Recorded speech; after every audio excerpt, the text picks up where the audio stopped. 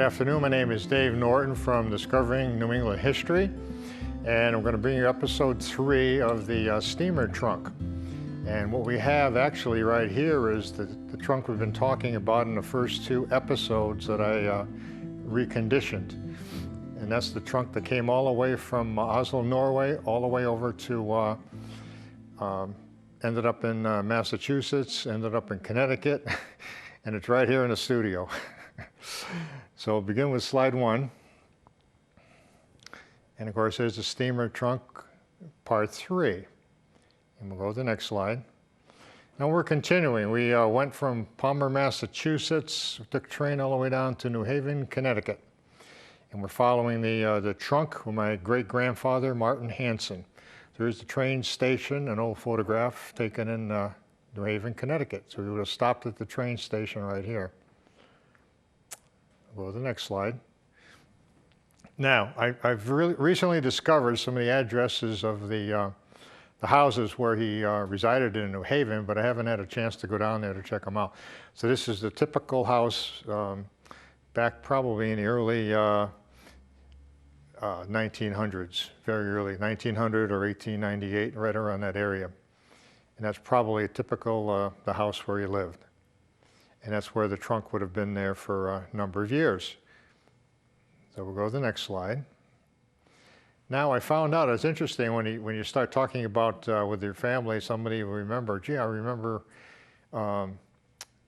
grandmother saying something about he worked at the Sargent Manufacturing Company. So I got an early picture of the Sargent Manufacturing Company. Of course, Martin Hansen was a tool and die maker by trade, which makes a lot of sense here. And that's a picture of the company. That's where he worked.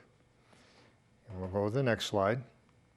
And they made these locks. These are antique, of course, locks, Sargent locks. And they're probably good, actually, on the steamer trunks that were prevalent during that time.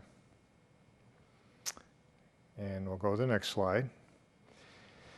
And after a while, Martin Hansen died, and that's his grave site in New Haven, Connecticut.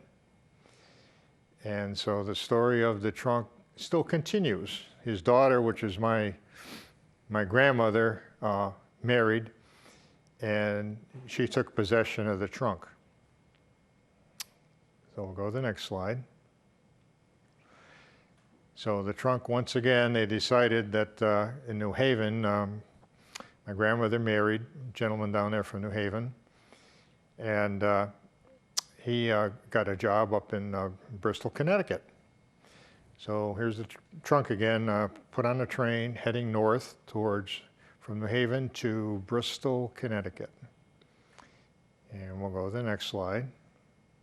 And I put together this map. I think it's really interesting to see where we're going here. And you can see down at the bottom of the map where it says New Haven. Now we're taking another train ride from New Haven up to Bristol, where my grandfather and my grandmother are going to end up residing. So we'll go to the next slide. And this is I found very interesting. What I took is a few of these early postcards of some of the railroad depots, and this one here is from Forestville, which is it's a part of Bristol, sort of like Rumford is a part of East Providence, this type of thing. Forestville, Connecticut, and there's an old picture back in the day, and you can see it's got the tower there, and there's the old depot. And when the train came up north, it would have had to gone right on this track, right near this depot. And I took the next picture, the next slide, and I got this postcard. And once again, I say these postcards are very interesting because for 2 things. They didn't have any color photography back then. And when they actually had the postcards, they were all in color. And that actually is the only way you could tell exactly what the color was of, in this case, a railroad depot. And that's what it looked back in the day. Believe me, that's not what it looks like now in Forestville, Connecticut. It's all built up, and that's a big bridge over there. You can see there's almost like a footbridge there just to get carriages over there.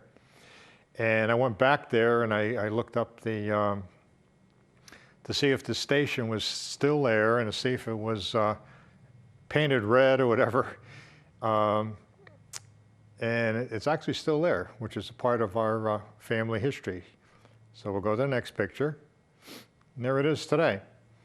And you can see it has basically the same color scheme, and it's still there. So the trunk would have made it down that railroad tracks probably in the early 1900s. So we'll go to the next slide. Now, I made it to the railroad station in Bristol, Connecticut, and that's what it looked like. And the railroad station's over there on the right. The train would come in, the tracks would be on the right side of the picture. And you can see you got a horse and wagon there.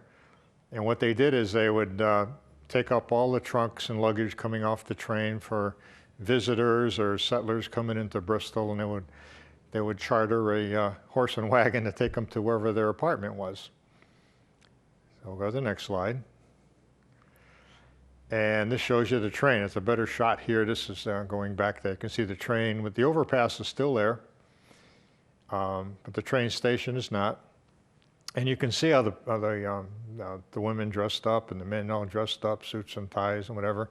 That was a big event back then. You got to remember, there's no cars, and to have a train coming in, you've got your relatives coming probably from another part of the country or whatever. It was a very back then, you don't think of that probably that today, but that was the place to be, saying, bidding farewell to people that are leaving and welcoming other folks that would come back. So we'll go to the next slide. And here's the freight company in Bristol. There they are. They got the wagons and horses, and they're ready to offload the trunks and take them wherever you want to take them. And that picture, that original picture, probably no one's ever seen that. That's come from one of my relatives had that picture. So we'll go to the next slide. And there's a picture of Main Street, Bristol, Connecticut. You can see the horses and wagons going up the street, and that's probably where the trunk would have gone, in the back of one of the wagons. Another interesting shot. That Main Street is still there, and of course it's changed an awful lot. And we'll go to the next slide. And my grandfather worked at a company called Ingram Company in Bristol, Connecticut, and that building has been completely demolished. And actually, my father actually worked there for quite a few years as a watchmaker. Well, back then, at that time, they made these really fancy clocks, very noted throughout all New England for the fancy clocks that they made. So that's where my grandfather would have worked, in Connecticut. And we'll go to the next slide.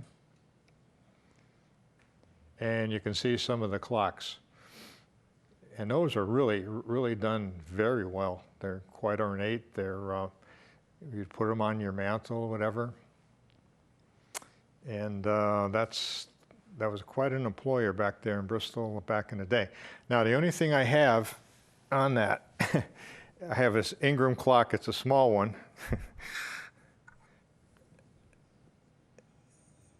If you can see that, that's all I have.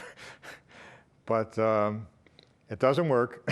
It says E. Ingram Company on it, and that's the only type of clock that I have. Something you would probably put on your nightstand, and someday I'll have it appraised. That's a piece of history for our family.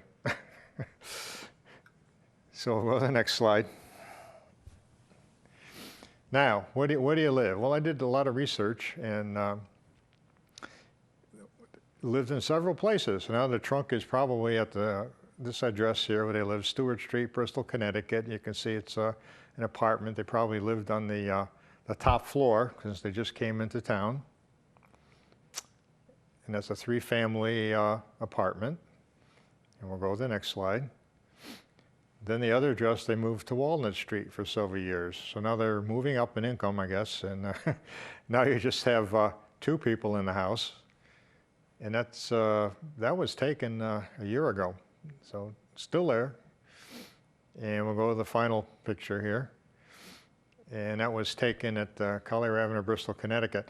And that's now you've really made it where you can actually purchase your own home and your own property, single-family house. And that's where the trunk was, in the cellar. That was my grandmother's house, in the cellar for many, many years under that workbench. So we'll go to the next slide. Now, what I'm going to do is kind of recap what we had in the first two episodes, and I'm going to take a lot of the slides that I had, and I'm going to try to fill the screen, if you will, here, and to get a better appreciation once again to see exactly the journey actually where this trunk came. And I started off with this map here. You can see in the top Oslo, and went across the North Sea over to the eastern coast of England, Kingston upon Hull. They took a train across England, and then they took a ship at Liverpool all the way across the Atlantic Ocean. That's the first stage of the voyage. So you can see exactly how the Norwegians came over back in 1876. So we'll go to the next slide. And we'll begin with, I'm sure Martin Hansen purchased his trunk probably from a typical trunk factory like this one here. And that was big business back then. They had trunk factories all over New England, and of course they would put them on their ships heading back to Norway. They were all empty, and they would sell them over in Norway. And that's how, on their return ships, the folks that come over from Norway fill the ships with all their trunks, and then they would go in their homes, whatever, and then they would send ships full of empty trunks back to Norway. It was, got to remember, in a period of probably 7 years, 900,000 Norwegians immigrated to the United States. And so this would be a typical factory at the beginning of the trunk. We'll go to the next slide. And I happen to like this picture. This was taken in Oslo. And of course, I wanted to know, go back in time, go back in history. Let's see what it'll look like beginning of this trunk. So there's a picture of the waterfront there in Oslo, Norway. And we'll go to the next slide. And one of my favorite pictures here, you can see the steamer boat on the dock, and you can see a horse and wagon taking a lot of these trunks down to the steamer boat. And that's how it all started.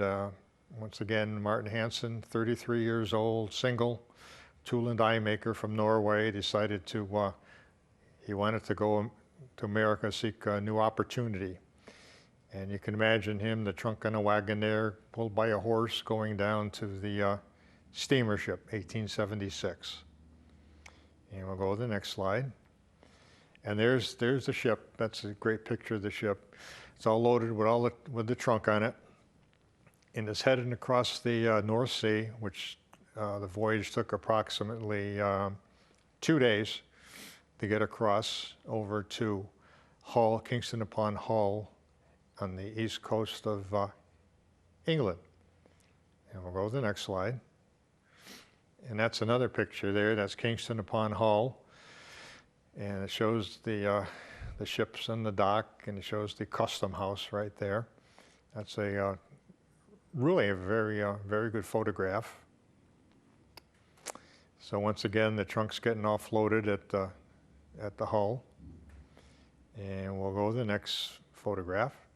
And we had the story about that's the building still there today, about these waiting room buildings there with the Norwegians that wouldn't let them get off in England and travel the streets. So they put them all in these buildings here because they were afraid of the spread of cholera, because they had no medical checks at all for the Norwegians coming over.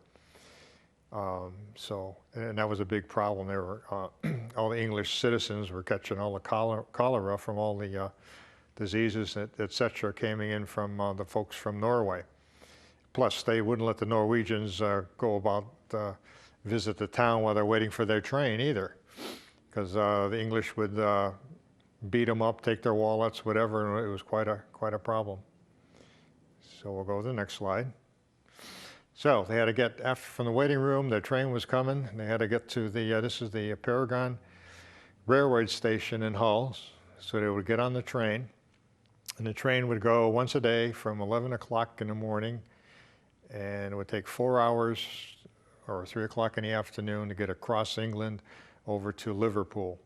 And that's a great picture of the Paragon railroad station in Hull. You can imagine 900,000 Norwegians over a period of about 7 years immigrated to the United States through this route. I'll go to the next picture. And there's the train. That's the actual British train. And all the passengers would be on there. And the last 3 cars, of course, were for the trunk. So the trunk would be on the back. This trunk here that I have here would be on the back 3 cars on the train, and it'd be heading across England. I'll go to the next slide. And this is a picture of Liverpool, which was the largest seaport in the world at that time. You can see the train tracks over there on the left. And once again, the trunk would be offloaded there at Liverpool. And that's a great picture there, and it shows the custom house there. And we'll go to the next slide. And you can see the overhead railroad. The railroad was actually above the dock level. So this trunk would have unloaded the trunk from the train, and it would have had to gone down steps. It didn't have any elevators, from what I researched. Go down the steps to the street in Liverpool. And we'll go to the next slide. And this shows you exactly what it is. Can you imagine all the people coming in through Hull? All the trunks coming and going, trying to get the train. Great picture. And we'll go to the next slide. And that's a shot of the dock in Liverpool. You can see the ships over there on the left, ready to go across the Atlantic Ocean. And we'll go to the next photo.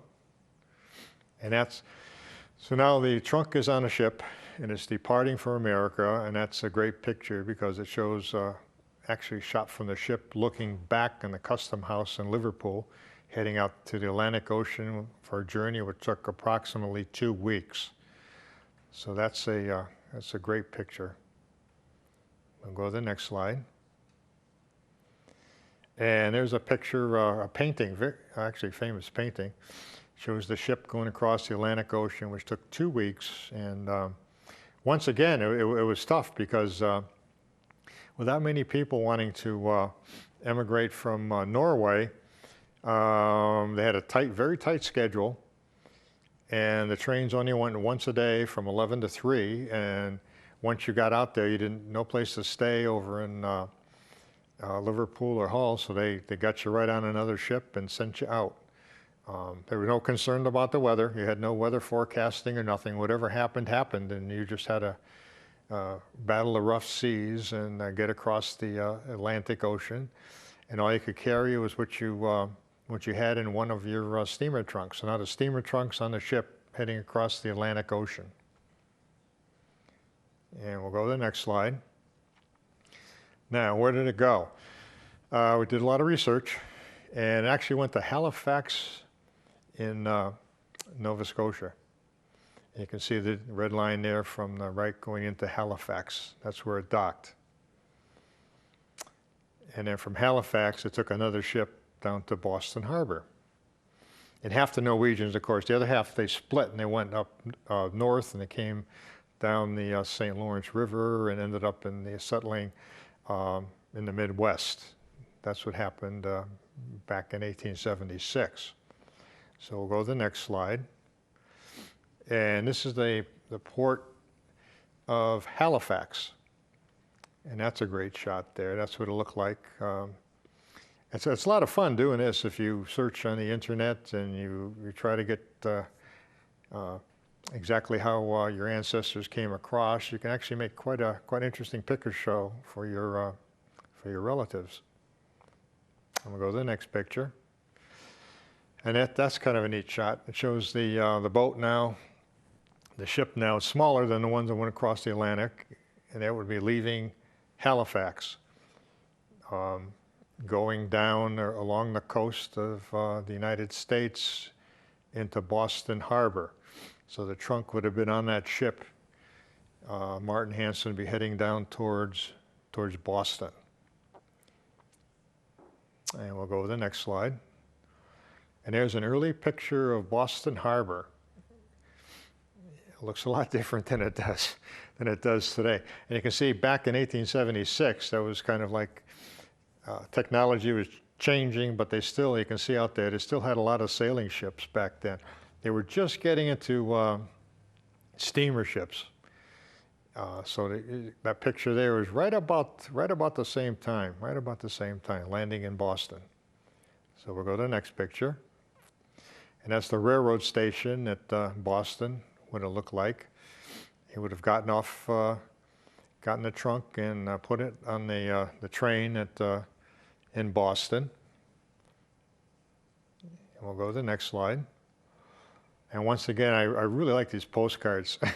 I mean, you can see, the color, what it is there. That's actually a postcard of Boston, the railroad station, train heading out of Boston. So the trunk, you can imagine the trunk getting lugged on the back of the car there. And here we go. Where are we headed? Well, we're headed towards Worcester, Massachusetts. And we'll go to the next slide. Now, here's the route. You can see up in the right-hand top there's Boston, and now everything is by train. And that was the means of transportation back there in the day. They had no automobiles, certainly. So you can see the route. You had the railroad line go from Boston to Worcester. So we'll go to the next slide. Another postcard, and you can see that there's a train coming out of Boston heading towards Worcester, Massachusetts, and that's where my grandfather settled, in Worcester, and got a job in a factory. So we'll go to the next slide.